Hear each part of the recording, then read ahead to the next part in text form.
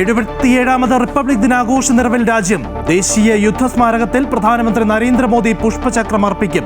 രാവിലെ 9:30 രാഷ്ട്രപതി കർത്തവ്യപഥിൽ പതാക ഉയർത്തും. അഭിമാനപൂർവ്വം സേനാ പരേഡ് 10:30. യൂറോപ്യൻ കൗൺസിൽ പ്രസിഡന്റും യൂറോപ്യൻ യൂണിയൻ കമ്മീഷനും മുഖ്യാതിഥികൾ. ജമ്മുവിലെ സാംബയിൽ നുഴഞ്ഞുകയറിയ ഭീകരനെ വധിച്ച് സൈന്യവും ഭീകരരും തമ്മിൽ ഏറ്റുമുട്ടൽ. പയ്യന്നൂരിലെ രക്തസാക്ഷി ഫണ്ട് തട്ടിപ്പിൽ വെളിപ്പെടുത്തൽ നടത്തിയ കണ്ണൂർ ജില്ലാ കമ്മിറ്റി അംഗം വി കുഞ്ഞികൃഷ്ണനെതിരെ നടപടിയെടുക്കാനൊരുങ്ങി CPM. ഇന്ന് ചേരുന്ന ജില്ലാ കമ്മിറ്റി യോഗം അച്ചടക്ക നടപടിക്ക് അനുമതി നൽകും. പയ്യന്നൂരിൽ വിഭാഗീയത രൂക്ഷം.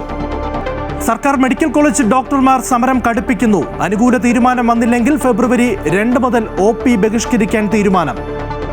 തമിഴ്നാട്ടിൽ TVKയുടെ തെരഞ്ഞെടുപ്പ് പ്രചരണ യാത്രയ്ക്ക് ഇന്ന് തുടക്കം. 234 നിയമസഭാ മണ്ഡലങ്ങളിലൂടെയും യാത്ര കടന്നുപോകും.